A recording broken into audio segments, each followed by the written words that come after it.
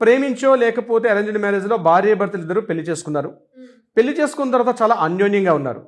ఇక్కడ అన్యోన్యంగా ఉన్నటువంటి మ్యారిటల్ స్టేటస్లో భర్త తన ఆఫీసులో పనిచేస్తున్నటువంటి ఒక కలీగ్తో కాస్త చనువుగా ఉండడం, కాస్త వాట్సాప్ చాట్లు, మెసేజ్లు వీటి ద్వారా కాస్త ఎఫెక్షన్కి గురయ్యాడు ఆ భర్త. గురైన తర్వాత ఆవిడ ఏం చేశారంటే, మీ భార్య మిమ్మల్ని అసలు మీలాంటి వారికి మీ భార్య సరైనటువంటి వైఫ్ కాదు, అంటే మీలాంటి భార్య అసలు మీలాంటి పర్సన్కి ఆవిడ సరైన పర్సన్ కాదని, అసలు నేనైతే మీకు చాలా దగ్గరగా అద్భుతంగా చేస్తానని చెప్పి ఆవిడ మీద లేనిపోని మాటలు తయారు చేసి ఈ అమ్మాయి థర్డ్ పర్సన్ ఈ భర్తకి కాస్త దగ్గరగా అయ్యే ప్రయత్నం జరిగిందనుకోండి. అప్పటి వరకు ఎంతో అన్యోన్యంగా ఉన్నటువంటి ఆ దాంపత్యంలో ఈ భార్యకి మెల్లమెల్లగా అవాయిడ్ చేయడం మొదలుపెట్టాడు భర్త. అయితే మొదట్లో బాగానే ఉన్నప్పుడు కూడా భర్తలో వచ్చిన మార్పులు గమనించింది ఈ భార్య. అంటే టైంకి రావడం, టైంకి వెళ్ళడం, వెళ్ళేటప్పుడు వచ్చేటప్పుడు ముఖ్యంగా భార్య ఈజీగా ఐడెంటిఫై చేసేస్తుంది భర్త యొక్క మూమెంట్స్ అన్నీ కూడా. అతనిలో వచ్చినటువంటి మార్పులను గమనించిన భార్య, లేదు నా భర్త ఎవరి ఇన్ఫ్లుయెన్స్లోనో థర్డ్ పర్సన్ ఇన్వాల్వ్మెంట్లో ఉన్నారు అని చెప్పి గుర్తించిన తర్వాత అతని ఫోన్ చాట్స్, మెసేజెస్ కాస్త ఎంక్వైరీ చేసినప్పుడు తెలిసిందంటే నన్ను కాకుండా వేరే పర్సన్ తోటి చాలా చనువుగా ఉన్నాడన్న విషయం తెలిసింది. ఇటువంటి సందర్భాల్లో ఇప్పటి వరకు మన వాళ్ళు చేసే పరిస్థితి ఏంటి? పరిగెత్తుకుంటే గుండెలు బాదుకోవడం, లేకపోతే నా భార్య వేరే అమ్మాయితో ఎఫెక్షన్ పెట్టుకున్నాడని చెప్పి రకరకాలుగా ఒక అడ్వకేట్ దగ్గరికి వెళ్ళడం, లేకపోతే కోర్టుకి వెళ్ళడం, పోలీస్ స్టేషన్కి వెళ్ళడం, ఇవన్నీ చేసేవారు. చేసి చివరికి పోలీసులు కూడా ఏమంటారు, అమ్మ నువ్వేం చేయలేవు, దీని మీద సెక్షన్స్ ఏమీ లేవు, మీరు ఇమీడియట్గా ఒక డివోర్స్ పిటిషన్ వేసుకోండి, మీ భర్త మీకు ఇష్టం లేదు, డివోర్స్ వేసుకోండి అని చెప్పి ఈ రకమైనటువంటి సలహాలు ఇచ్చే సందర్భాలు చాలా ఎక్కువ. మా దగ్గర కూడా చాలామంది క్లయింట్స్ వచ్చి అడుగుతుంటారు, సార్ నా భర్త ఈ రకంగా చేస్తున్నాడు, నేనేమీ చేయలేనా సార్, నా భర్తను మళ్ళీ నేను నా కాపురాన్ని నిలబెట్టుకోలేనని చెప్పి అడిగినటువంటి చాలామంది ఉన్నారు మహిళామణులు. అటువంటి సందర్భాల్లో ఎలినేషన్ ఆఫ్ ఎఫెక్షన్ అని చెప్పి ఒక చట్టం మనకు ఒక వెసులుబాటు ఉంది. ఆ వెసులుబాటు ఏం చెప్తుంది? దీనికి సంబంధించి రీసెంట్గా ఢిల్లీ హైకోర్టు కూడా ఒక తీర్పు ఇవ్వడం జరిగింది, షెల్లీ మహాజన్ వర్సెస్ భానుశ్రీ. ఈ కేసులో ఏం జరిగిందంటే, షెల్లీ మహాజన్ అన్నది ఒక లేడీ, ఈమెకి పెళ్ళైంది, తన భర్త కూడా ఉన్నాడు. భర్త ఉంటే ఈ భర్త ఈమెతో మొదట్లో చాలా అన్యోన్యంగా ఉండేవారు. కొద్ది రోజుల తర్వాత ఈమెని కాస్త పక్కన పెట్టి తన భర్త భానుశ్రీ అనేటువంటి ఒక అమ్మాయితోటి చాలా చనువుగా ఉండి ఈమెని కాస్త దూరం పెట్టడం జరిగింది.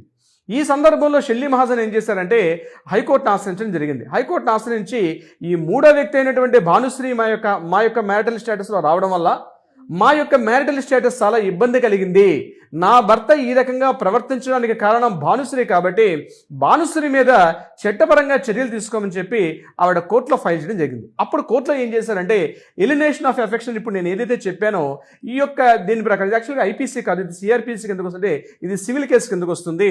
దీని ప్రకారం ఏం చేశారంటే ఆ భానుశ్రీ మీద కొంత పెనాల్టీ వేసి ఆమె మీద కొన్ని సెక్షన్స్ ఇంపోజ్ చేసి ఆమెనే ప్రాసిక్యూట్ చేయడం కూడా జరిగింది. అంటే ఇక్కడ భానుశ్రీ ఏం చేశారు, హ్యాపీగా లైఫ్గా ఉన్నటువంటి ఈ లైఫ్ని డిస్టర్బ్ చేసి భర్తని తన వైపు తిప్పుకొని తన అడుగుజాడల్లో పెట్టుకొని వాళ్ళిద్దరి మధ్య గ్యాప్ని పెంచే ప్రయత్నం చేసింది భానుశ్రీ.